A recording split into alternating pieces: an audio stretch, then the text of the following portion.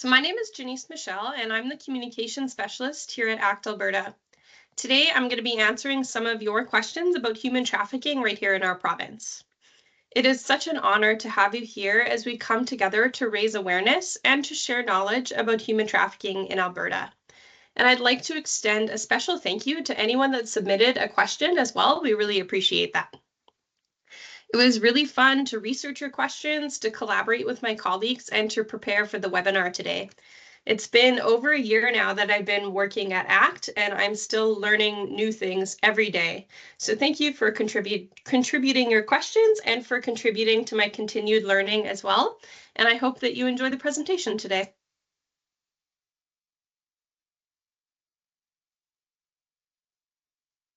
ACT Alberta is committed to taking meaningful action to deepen our understanding and relationship with Indigenous communities that call this land home. We respectfully acknowledge the traditional ancestral lands and traveling routes of the diverse Indigenous peoples of Treaty 4, 6, 7, 8, and 10, and the 5 territories of the historical Northwest Métis homeland who all share deep and distinct connections with these lands. We're grateful to work, live, and learn on the ancestral territory of the Cree, Dene, Blackfoot, Saulteaux, and Nakota Sioux and Métis people who are the original caretakers of this land and whose histories, languages, and cultures continue to influence our vibrant communities. We're dedicated to amplifying Indigenous voices, advocating for justice, and supporting initiatives that address the root causes of violence. We acknowledge the history of this land, and we're thankful for the opportunity to walk together in friendship, where we will encourage and promote positive change for both present and future generations. Okay, now a few quick housekeeping notes for us to go over. Let a few folks in here.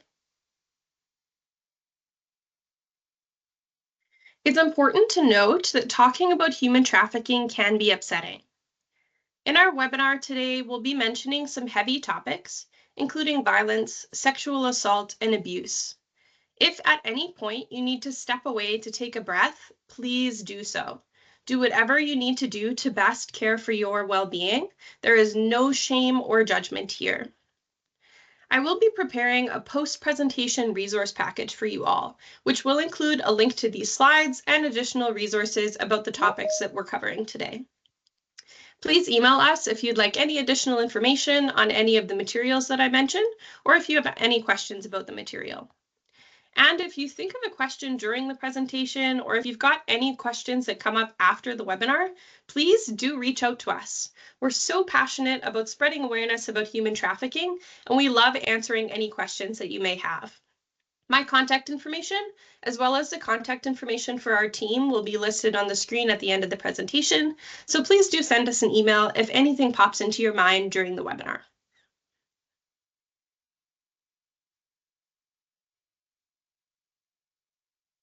All right, now let's dive in. Now, as you can see today, we have got quite a few questions to cover, but to kick things off, I thought it would be good for us to start with the basics. So what is human trafficking?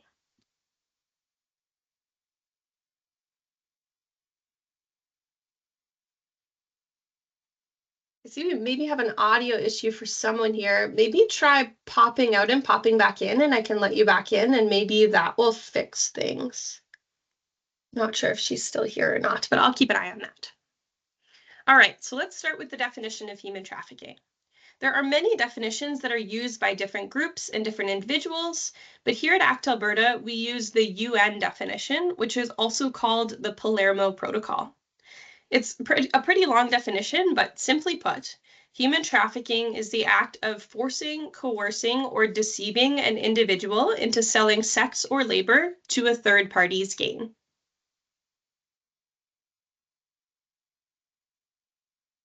The definition of human trafficking can be broken down into something that we call the action means purpose model. Traffickers need to do something to their victim, which is the action, using methods of control, which are the means, for some intended reason to the trafficker's benefit, which is the purpose. You might be wondering about the number of applicable words in each category since there are multiple in each bubble. So here it is. So long as we have one action word, one means word, and one purpose word, it's trafficking. If there's multiple from any of those categories, that's normal and it's actually pretty common, particularly in the case of the means category. Now, if this concept isn't crystal clear just yet, don't worry, we have a quick video on the next slide that will help you to solidify this concept.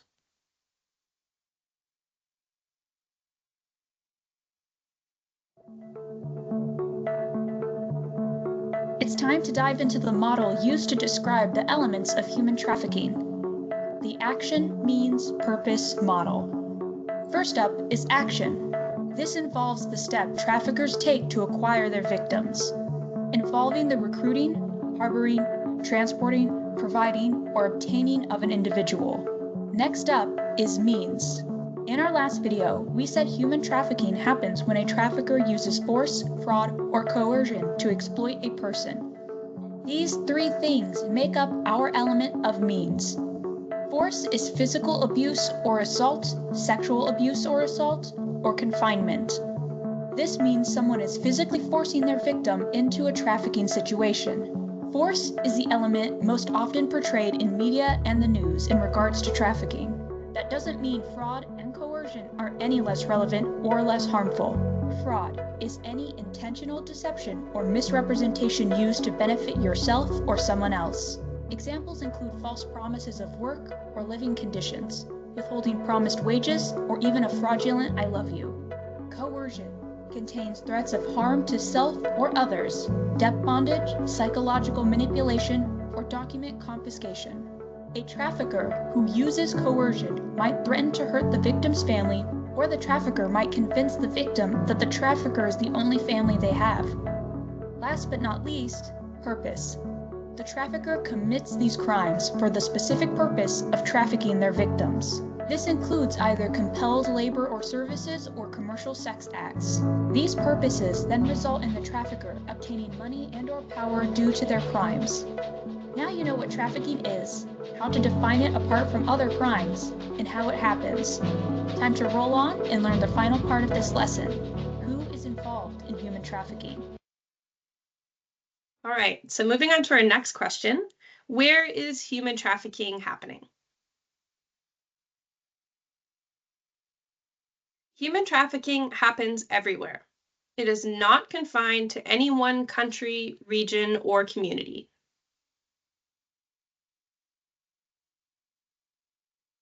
Human trafficking charges have been laid in rural communities as well as in major urban centers right here in Alberta. When we imagine a rural community, human trafficking may not commonly come to mind. However, rural areas are vulnerable to human trafficking just like urban areas are.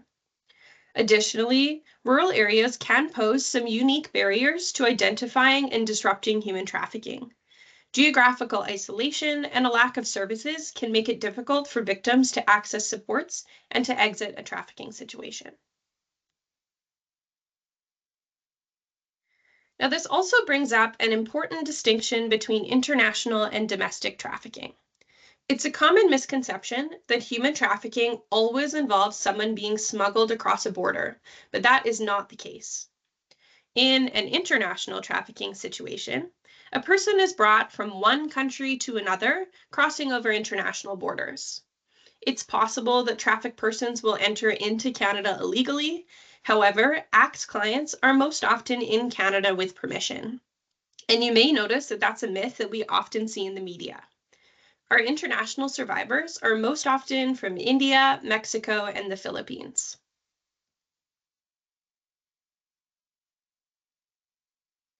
In a domestic trafficking situation, the trafficked person is not brought across a country's borders. They could remain in the same location the entire time they're trafficked, or they may be brought to different locations within the nation. When we talk about domestic travel, we know that this happens for a number of reasons. It isolates the victim from their supports in their life that may help them to get out of the trafficking situation. It aids the trafficker in avoiding law enforcement that may have been alerted in the location of origin, And finally, sadly, in sex trafficking cases, there can be an increased demand for victims who are new to an area as a function of the novelty effect. And it's important to note that although sex trafficking will often see victims circulated through urban centers, labor trafficking is often a different story, with smaller cities, towns, and rural or more remote areas being the destinations. To continue on this topic of domestic trafficking, there are certain routes that traffickers will use to circulate their victims. The ones that you can see on the screen here are not the only pathways that could or do exist, although we know that these spots do represent areas that have relatively common reports of trafficking. And these are Grand Prairie, Fort McMurray, Edmonton, Calgary, Medicine Hat, and Cardston. Now, looking at the rest of Canada, we know that domestic trafficking happens elsewhere too, and we've highlighted a small number of other cities here in the country that have more frequent reports of human trafficking. However, we know that much goes unreported, and travel will often cross into the territories as well. Now, despite our attempts to localize trafficking hotspots, please note that human trafficking can and does happen anywhere.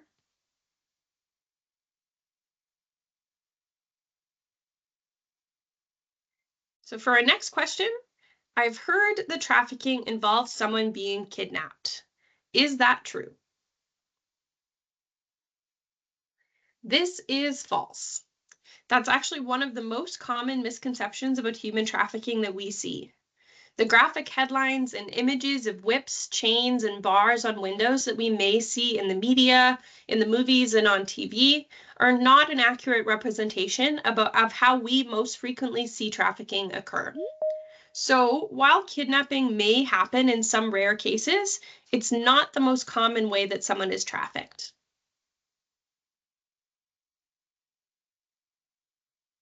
Most traffickers will use more subtle psychological means to recruit and exploit their victims. These methods include manipulation, deception, threats, or coercion, though violence or physical force may sometimes be used to intimidate or maintain control over victims. What's even more surprising to many people is that traffickers are often someone the victim knows. This could be a family member, an intimate partner, a friend, or even an employer. Statistics Canada reports that from 2013 to 2023, 91% of victims were trafficked by someone they knew, and 34% were trafficked by an intimate partner. Traffickers will use their existing relationship and trust with someone to manipulate and to control them. For example, a trafficker might promise someone love, security, or financial stability, but later use threats, violence, or emotional abuse to exploit them.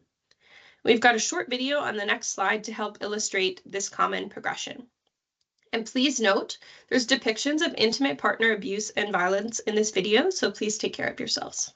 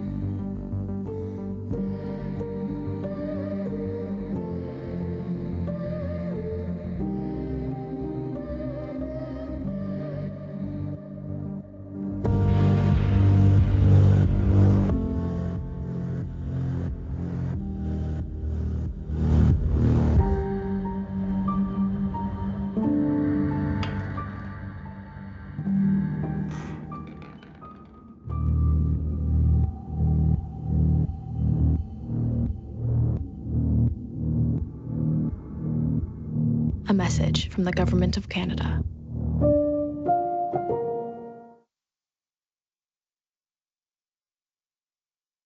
By understanding that trafficking doesn't always look like what we see in the movies, like dramatic kidnappings or people being locked or chained up, we can better recognize the more subtle signs of exploitation that may be happening in our communities. And we'll touch on how you can safely identify and respond to human trafficking a little later on in the presentation. All right, our next question is, how are traffickers using social media and other digital tools and technologies? While technology can be used as a tool for good, it can also be used as a tool for exploitation. Traffickers hang out wherever vulnerable people are, whether those spaces are virtual or physical. Human traffickers have become adept at using online platforms like social media websites, chat rooms, online marketplaces, and gaming sites to identify and recruit potential victims. Traffickers may use the internet as a tool to build a connection with potential victims. Social media users often share posts that describe their interests and express their frustrations and hardships. Traffickers use this information to exploit an individual's vulnerabilities by offering empathy and support, building trust and confidence, and creating an emotional connection.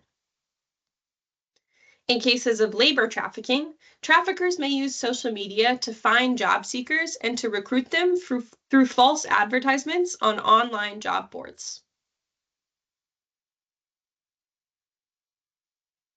Technology provides traffickers with new ways to hide their identity and operate anonymously. Fake social media accounts and fake profiles enable traffickers to recruit victims without revealing their true identities. Encrypted messaging applications and cryptocurrencies allow traffickers to connect and conduct financial transactions without being easily traced. Technology also provides traffickers with new ways to track and control victims. Traffickers may use GPS software in phones to track the movements of victims or monitor their comings and goings by using video surveillance. Additionally, traffickers may use the internet to market their victims and use live streaming technology to reach a broader market of customers around the world. A 2020 report by Polaris showed a 125% increase in recruitment on Facebook and a 95% increase on Instagram compared to the previous year.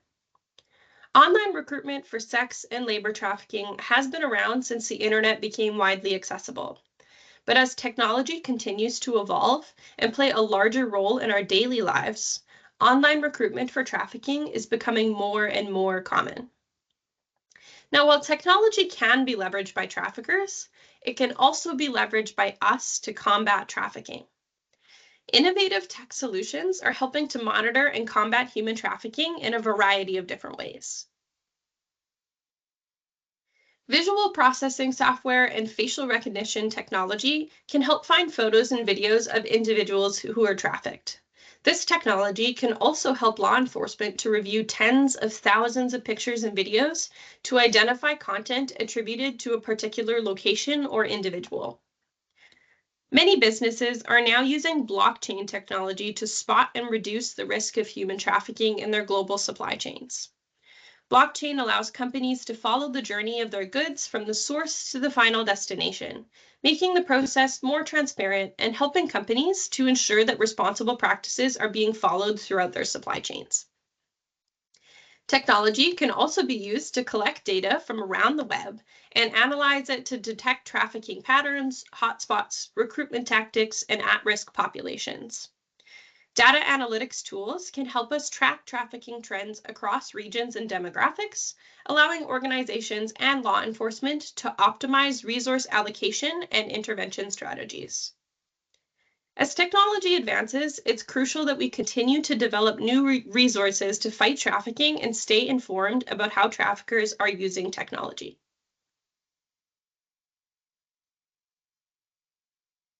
Our next question is, how can I keep my child safe from traffickers? Now, while unfortunately it's impossible to guarantee total safety as much as I wish we could, it's crucial to be knowledgeable and informed as parents about what exploitation and human trafficking looks like and how it occurs. So here are a few tips for protecting your kids. Encourage conversations with your child centered around having healthy relationships and setting healthy boundaries. Teach your child about personal boundaries and the importance of saying no when something doesn't feel right. Make sure they know who to trust if they need support and when to reach out for help. Remind them that they can come to you or another trusted adult if they're feeling threatened or if they need emotional support. And finally, maintain open communication with your child and have age-appropriate conversations with your child about the risks of trafficking and exploitation. Now, one great resource to support you in these sometimes tricky conversations is the Prevention Project. It provides 100% free, lighthearted, and age-appropriate content aimed at educating young people about staying safe in the digital world and in their in-person relationships. These resources can be used by parents to discuss topics like online safety, grooming, and exploitation at home, or they can also be incorporated into the classroom by educators. Make sure you know what your kids are doing online, what social media accounts they're using, and who their friends are. Take some time to explore the apps and the platforms that they like to use, and have open discussions about online safety, including the risks of sharing personal information online and engaging with strangers. Encourage them to share their experiences and interactions with you, and establish guidelines to ensure that your children are using technology responsibly and safely. We don't want to teach our children to be afraid. Instead, we want to teach them to be mindful of potential dangers and help them to develop the confidence to recognize risky situations and respond appropriately. And I've included a link here to the Prevention Project, and it will be in the resource package that I email out to you guys as well. I've tried to link everything that I'm talking about here, so if you want any further information, you can go back and dig through things a little deeper. All right, up next, does human trafficking fall within federal or provincial jurisdiction? And are there any current critical bills before Parliament? Human trafficking in Canada falls primarily under federal jurisdiction. The federal government is responsible for creating and enforcing laws related to trafficking, primarily through the Criminal Code of Canada and the Immigration and Refugee Protection Act. These laws define human trafficking, outline penalties for offenders, and provide protections for victims. There's a lot of information that we could cover on this topic, but in the interest of time, I'm just going to touch briefly on these pieces of legislation. If there's a topic in here that interests you, please reach out to me and I can provide you with some further resources and links to specific bills and legislation that you can go through at your leisure.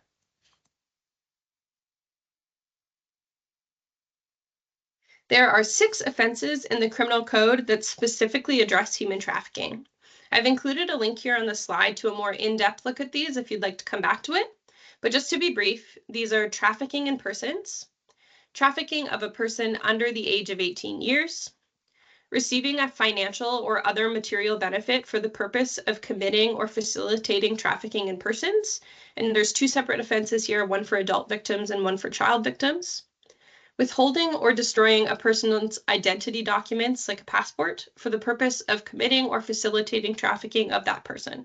And again, we have 2 separate offenses here, one for adult and one for child victims. Now, there are other criminal code offenses that may be used by police and by prosecutors depending on the case, like kidnapping, sexual assault, uttering threats, and extortion, among others. The criminal code covers both domestic and international trafficking, and it can be charged by the RCMP and provincial, regional, and local police forces. And that's in contrast with the Immigration and Refugee Protection Act, which only covers international cases and can be charged by the RCMP, Immigration, Refugees, and Citizenship Canada, or the IRCC, and Canada Border Services Agency, or CBSA.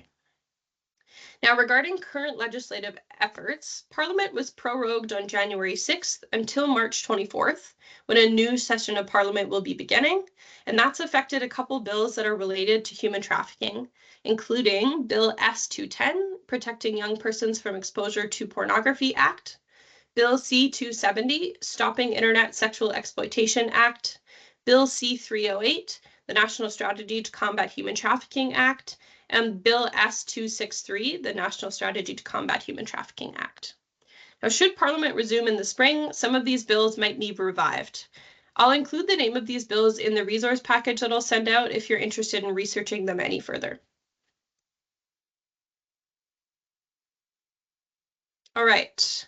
Public Safety Canada's National Strategy to Combat Human Trafficking is a 5-year national strategy to strengthen Canada's response to human trafficking and support broader Government of Canada commitments like preventing and addressing gender-based violence and supporting the safety and security of Indigenous peoples.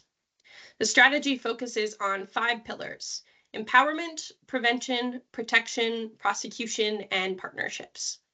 There's a great overview of the strategy on the Government of Canada's website, which I've linked here in the slides, and I'll link in the resource package as well if you would like to learn more.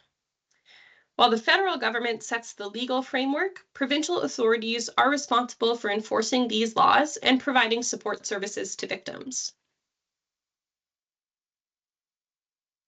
So to touch on some Alberta-specific responses, we have the Protecting Survivors of Human Trafficking Act, which was preceded by the Alberta Human Trafficking Task Force. The Act promotes, facilitates, coordinates, and oversees the Albertan human trafficking response from law enforcement, community organizations, and social service providers. The Act complements federal legislation by addressing human trafficking at the provincial level and focusing on survivor-centered support and prevention. ALERT is the Alberta Law Enforcement Response Team. It's made up of 5 teams, including internet child exploitation, law enforcement training, organized crime and gangs, criminal intelligence, and human trafficking. The human trafficking team investigates domestic human trafficking involving sexual exploitation in Alberta. And the team also works in collaboration with agencies and organizations that support victims and survivors of human trafficking and sexual exploitation. We also have the Protection of Sexually Exploited Children Act, or PSECA. PSECA is Alberta legislation designed to protect children under the age of 18 from sexual exploitation. The Act provides a legal framework to intervene and to offer support when a child is being sexually exploited. Under PSECA, a sexually exploited child can be placed in a protective safe house for up to 5 days. During this time, the child is assessed for child protection needs, medical concerns, drug and alcohol use, family support, and their level of risk. If the assessment determines that the child continues to need protection, a caseworker can apply to family court for up to 2 additional 21-day periods in the safe house. During this placement period, the child will be offered a variety of services, including drug and alcohol counseling, medical support, psychological services, educational programming, cultural supports, and life skills support. And on the topic of legislation, it's important that we take some time to discuss the nuances surrounding the prosecution of human trafficking, which will lead us right into our next question. Why aren't more traffickers prosecuted or punished?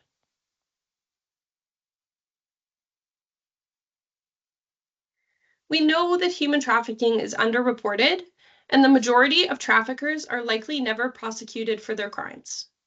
The reasons for this are nuanced and complex. Many people have misconceptions about what human trafficking truly involves and what it really looks like. This means human trafficking can often go unnoticed. Human trafficking is often referred to as a hidden crime. For example, the kind of work that a labor trafficking victim is doing, such as agricultural jobs, service jobs, or janitorial work, often appears to be perfectly legal. It's the long hours, the low or non-existent pay, and the poor working conditions that make what can appear to be a normal job a trafficking situation. This exploitation is often invisible to the public and law enforcement. Victims of human trafficking often don't come forward on their own. They may fear physical or psychological coercion, mistrust authorities, or have a language barrier. Many people don't know where or how to find support, and in some cases, they may not even realize that they're being trafficked. For many survivors of human trafficking, reporting their experience can be complicated, and the judicial process can be lengthy and sometimes re-traumatizing. Traffickers may force or require a victim to commit other crimes, such as theft and drug-related offenses, and they may coerce them into recruiting others into human trafficking as well. Survivors may choose not to report their experience out of fear that reporting their exploitation to law enforcement will mean they'll face criminal charges themselves. In situations where the victim is a foreign national in Canada and lacks a stable immigration status, the risk of deportation may also cause victims not to disclose their abuse. Victims and survivors of human trafficking may not trust law enforcement because of past negative interactions with the police or because of lies that they've been told by their trafficker to prevent the victim from approaching police for assistance. And additionally, survivors often face systemic barriers like a lack of access to legal representation and trauma-informed supports, and a lack of access to safe housing, which can all prevent them from fully participating in the legal process. According to a 2018 report by Statistics Canada, it takes approximately 358 days for a case involving human trafficking charges to go through the judicial system. This means that a survivor of human trafficking may face the burden of testifying and undergoing cross-examination for up to a year.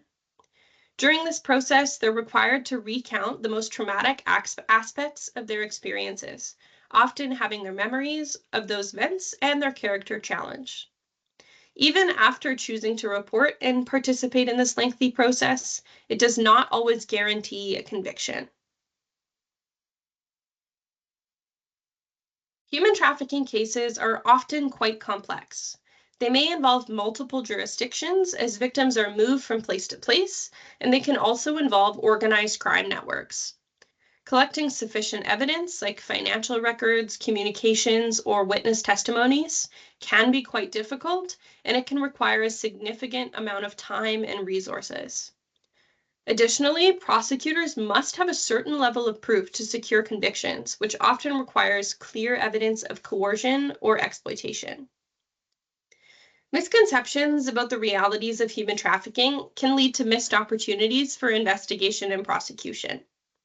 Law enforcement, prosecutors, and judges may lack the specialized training that is needed in order to recognize and address human trafficking cases effectively. Human trafficking cases may end up being prosecuted under other charges, like sexual or physical violence, drug possession, or drug trafficking, or in some cases, there may not be any charges laid at all.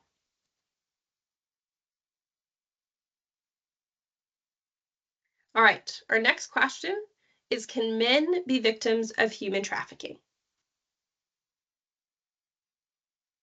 It is a myth that only women and girls can be victims of human trafficking.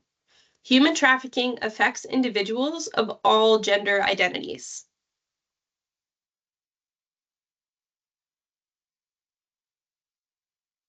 Men can be more vulnerable to labor trafficking, particularly in industries that rely on physical labor, like agriculture, construction, mining, and manufacturing.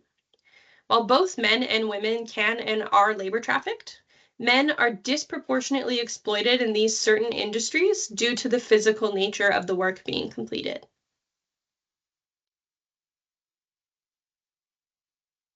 Data shows that women and girls are disproportionately affected by sex trafficking, but this does not mean that men and boys are not trafficked or exploited. By taking a look at statistics on sexual assault and sexual abuse, we can gain a bit of insight into the frequency of sexual violence committed against males. A 2020 study by the Alberta Association of Sexual Assault Services showed that nearly 30% of men have experienced some type of sexual abuse in their lifetime. However, it's important that we note that sexual abuse and sexual assault are only one aspect of sex trafficking, and more specific research on how many men and boys have experienced sex trafficking, unfortunately, is quite limited. There's often less awareness and fewer resources available to support male sex trafficking victims, which can make it harder for them to seek out supports or for others to recognize their situation. On the next slide, we'll be watching a video featuring Jose Alfaro, a man who was sex trafficked and is now sharing his powerful story to raise awareness. The video is about 5 minutes long, and it does contain mentions of violence and sexual abuse. So please take care of yourselves as we watch, and feel free to step away if you need to.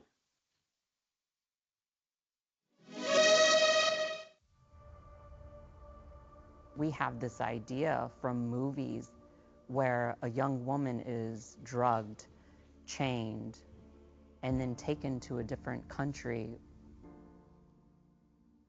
But what happens in our own neighborhoods, it's more stories like mine of boyfriends who form a connection with you and you trust them. And then you wake up one day and you realize you're being trafficked.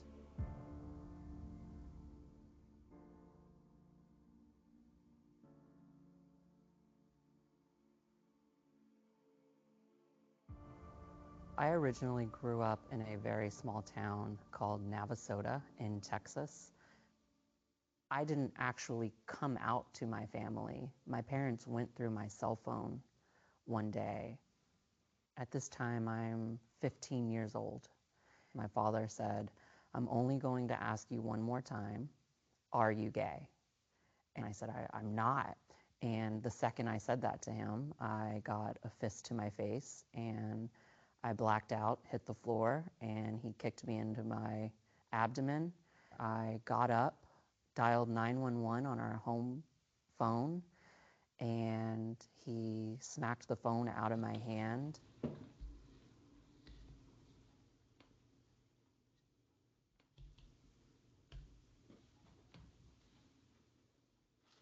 I didn't feel safe. And I remember thinking that if I had a relationship with someone who's older, they'll be able to protect me and they'll be able to give me the support and the love that I haven't been given my entire life. The first night, Jason treated me amazing. We went to lunch, we had dinners, and then the routine changed a little bit. He said, "One day you're going to want to live a life on your own, and I think it'd be a great idea if you got a head start." And he said, "I'm a registered massage therapist.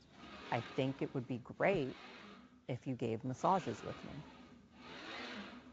We had our first appointment set. The first thing I notice is the client has no clothing on, and he's not under the sheeting that was provided. And then Jason began to take his clothing off. And I knew I had to take my clothes off. As the massages continued, they began to get more and more aggressive. I remember when things started getting to a point to where I had zero control over what happened to me. I had so many dreams. I had so many goals. There were so many things that I wanted to do. And suddenly I'm in this place where I'm not able to do any of it.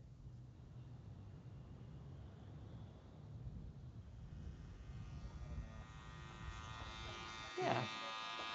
I'd probably say like half an inch we could take off and it'll be fine. Slowly but surely, I started to notice that I had to start taking care of myself.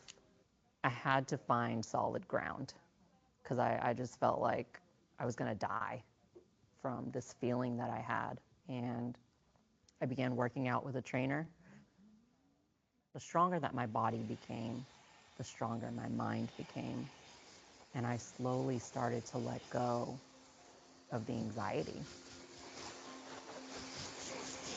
I am a full-time hairstylist here in Boston, Massachusetts. I finally have a set clientele who love me, who support me, who come and see me once a month. I am also advocating and I'm helping others. When I first started creating content for TikTok, I was terrified of being myself. This is happening all the time. That was pretty good.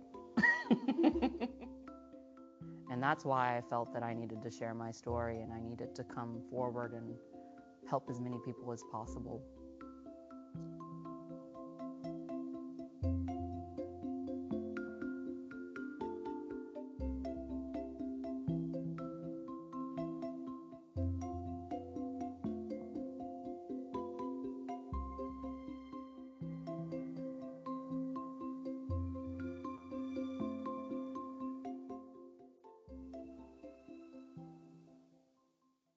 All right. And I meant to take a look and see if you had published that memoir yet, and I didn't have a chance to before the presentation, but if I have time after, I'll take a peek and I'll link it in that resource package as well. All right. How can I recognize the signs of human trafficking in my community? It is possible for any one of us to come across a victim of human trafficking. However, recognizing the signs of human trafficking can be difficult due to the hidden nature of the crime. That being said, there are certain red flags and patterns of behavior that can help us to determine if a trafficking situation may be taking place. As we start to discuss these red flags and indicators of human trafficking, I encourage you to stop and take a deep breath. I assure you that no one expects you to leave our webinar today with the tools and skills of a social worker. That is, of course, unless you entered the webinar today as a social worker. Recognizing red flags of human trafficking is not about memorizing a list. It's about trusting your instincts. If you ever get that prickly gut feeling that something just doesn't seem quite right, it's important that you pay attention to it.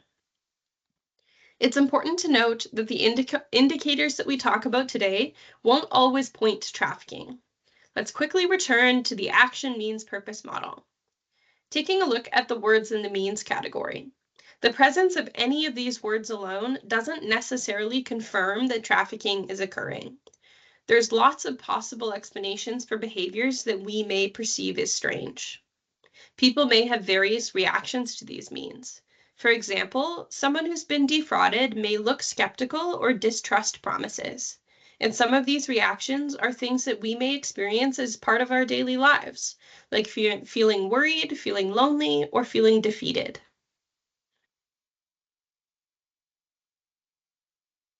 Now, as I mentioned, these indicators we discussed today won't always point to trafficking. There's lots of other reasons why each of these things might happen.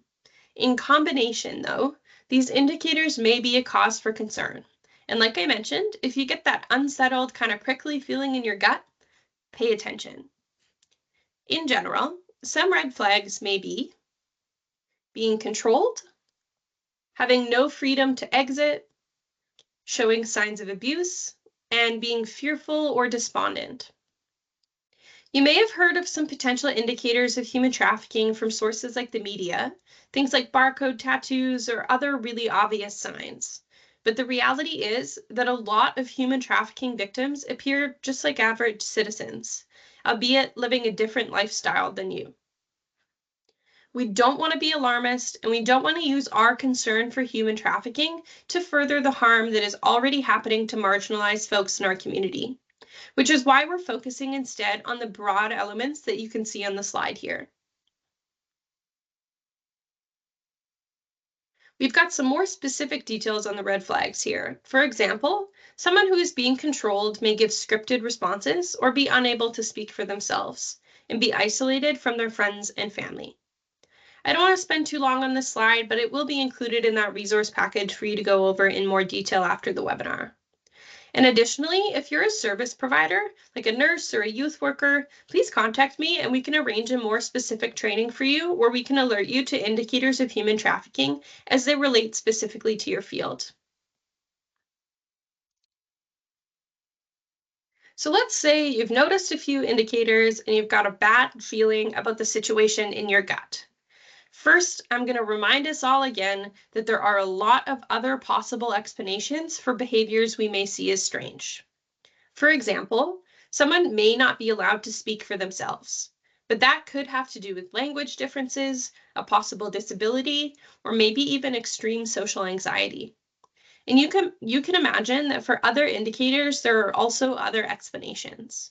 So let's try to react to the situation in a helpful way, being mindful not to panic or to do anything that may put the trafficked person or you into any further harm.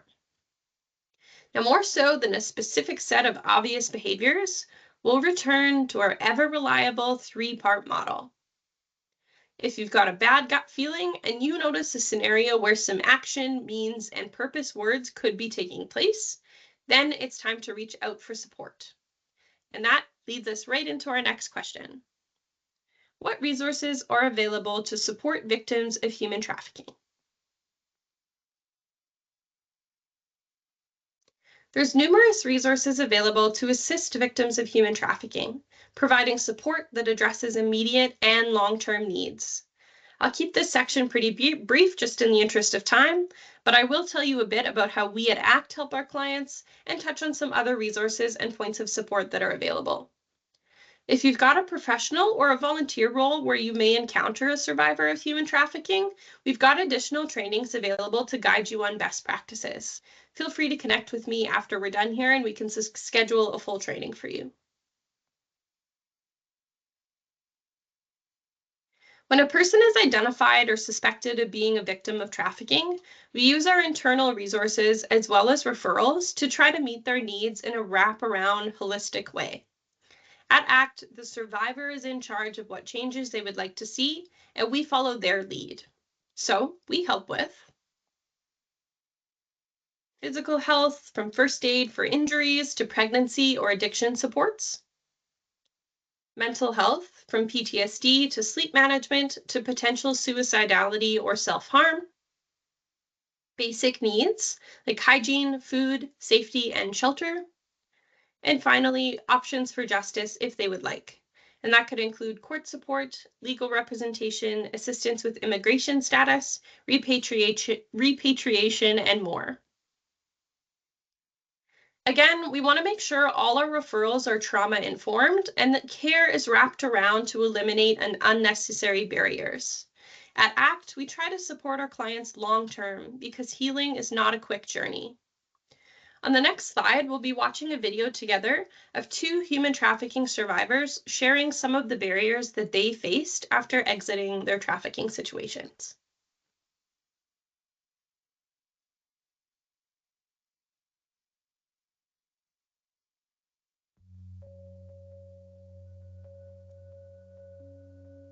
I received no support for the trafficking. They were like, there's some mental health issues here. Here's medication. We can all move on with our life. And it wasn't until like years later that someone was like, why don't we stop the medication and work through all that trauma?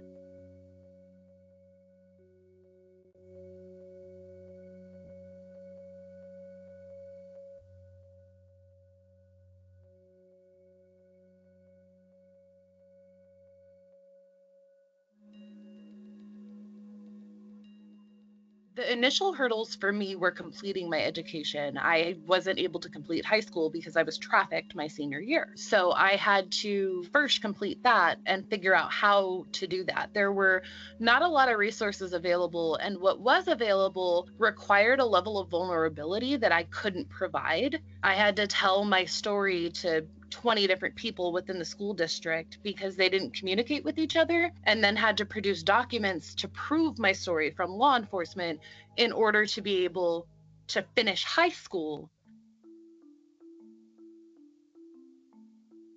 The biggest hurdles that I personally faced after leaving exploitation were what most people would consider very basic adult skills. I didn't have an ID or a driver's license, and I didn't know how to get one. I had some problems with my criminal record that were entirely around when I was a minor. I had no charges as an adult, and yet it was still drastically impacting me. I didn't know how to get a bank account or, sign a lease or anything like that. And I was really struggling with job training and basic life skills, how to have a job interview, what do you wear to an interview, how do you communicate with people who aren't trying to buy you. I was 100% reliant on other people to help me get a bank account, help me get this apartment, co-sign for this car so I could drive around. My credit was ruined.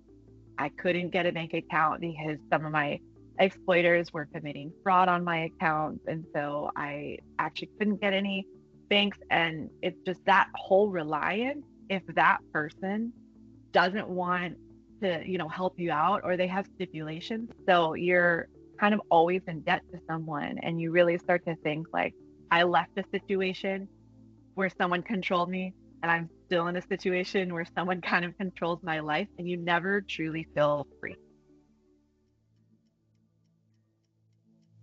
I don't have a criminal record for what you might think of for someone who's been in sex trafficking. I ended up with, like disorderly conduct, loitering, disturbing the peace and things like that. And the issue with that is, for myself as a trafficking survivor, I can't go to lawyers and, or in certain states where they only expunge certain things and be like, can you take off this, drunk and disorderly? Because it was involved in trafficking, and that did affect my ability to get employment. I am a criminal justice major. I really wanted to go into forensic interviewing. You cannot be a forensic interviewer with a criminal background. And that followed me around. And my criminal charge is in a state where you have to show up in person to expunge. I'm never going back there. It's not accessible for me to do that. I can't hire a private lawyer. So I have run into the issue where it's still on my record.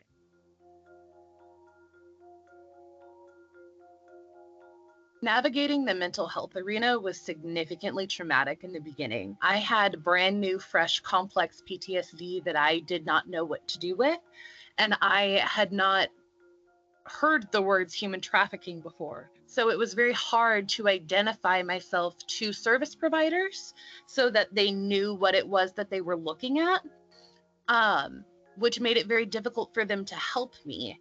Back then, there were not many people in the field who were trained in child sex abuse material or human trafficking.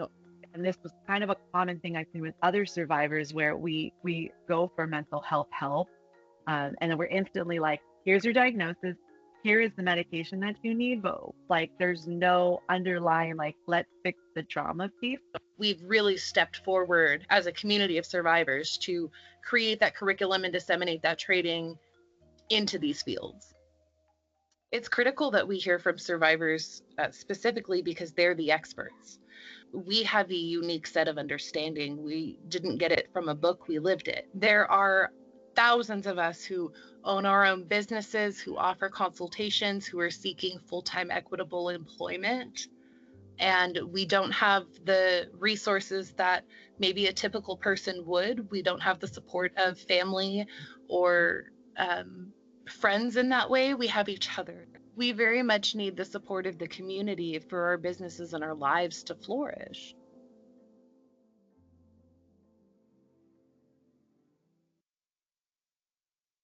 All right, I'm going to skim pretty quick over the rest of this. I timed this out on Tuesday and I was pretty close to the wire, so we'll skim through this here. I'll quickly touch on who we are and what we do here at ACT. The Action Coalition on Human Trafficking, or ACT Alberta, is a frontline service agency that helps victims and survivors of human trafficking on their path to safety. Since 2008, we've been the only agency in Alberta that's inclusive to all types of trafficking, including working with women, men, trans and gender diverse folks, undocumented persons and foreign nationals, 2S LGBTQ+ populations, and people with disabilities.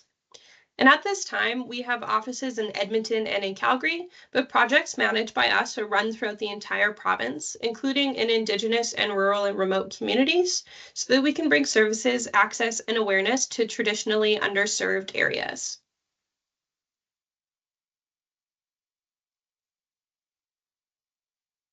The Canadian Human Trafficking Hotline is a confidential, multilingual, and 24/7 service designed to connect individuals with resources and support related to human trafficking. It's operated by the Canadian Centre to End Human Trafficking with the aim of providing assistance to victims and survivors of human trafficking, as well as providing information and resources to the public and professionals. The hotline provides immediate, trauma-informed assistance to individuals that may be experiencing trafficking, and it can also help connect survivors to local services like shelters, legal aid, medical care, and counseling. And the hotline also provides individuals with an avenue to report a suspected case of human trafficking while remaining anonymous.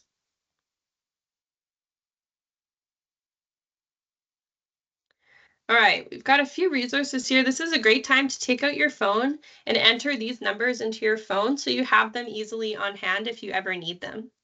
My colleagues at ACT Alberta can help you out. Our hours and our contact information is here on the screen. We are a service provider agency, and if possible, try to keep in mind that we help human trafficking clients who have some connection to Alberta and are 18 or older.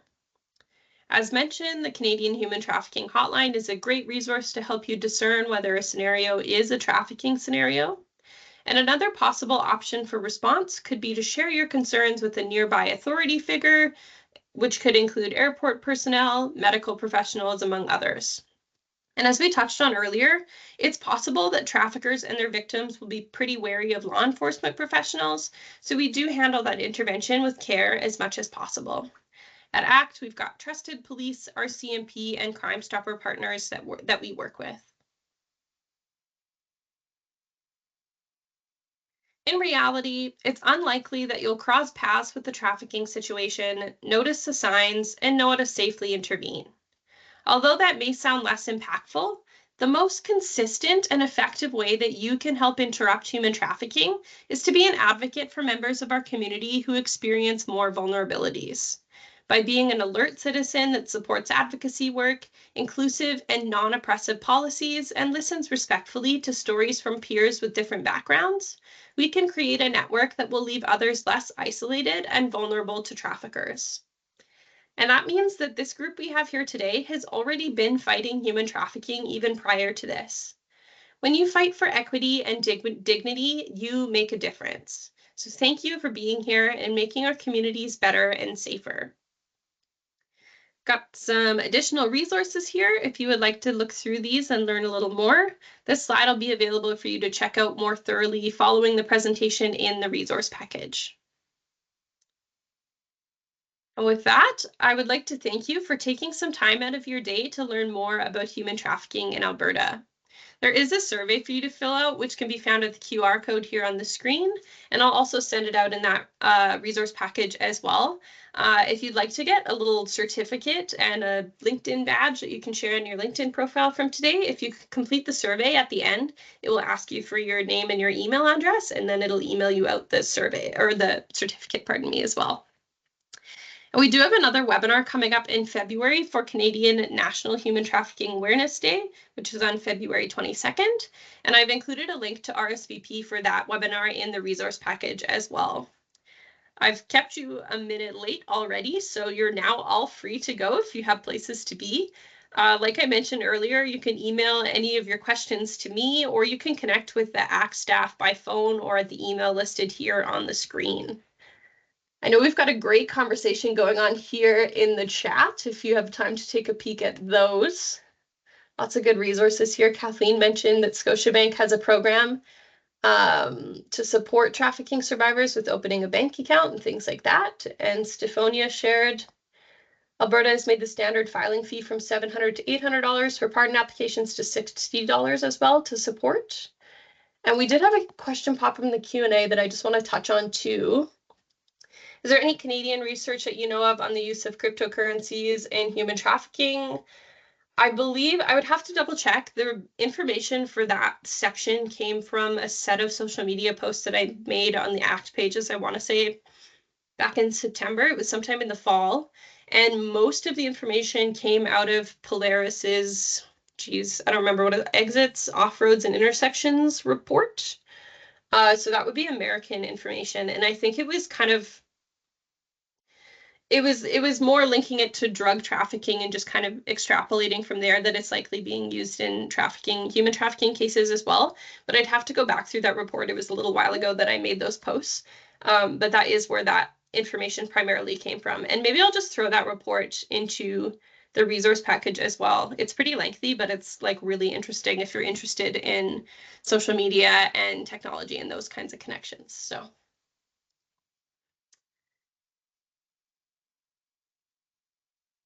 Great. I will stay on for another minute or two here, but as I mentioned, you're all free to go. So thank you again for being here today and for helping to prevent human trafficking here in Alberta. And I hope you all have a wonderful Thursday afternoon.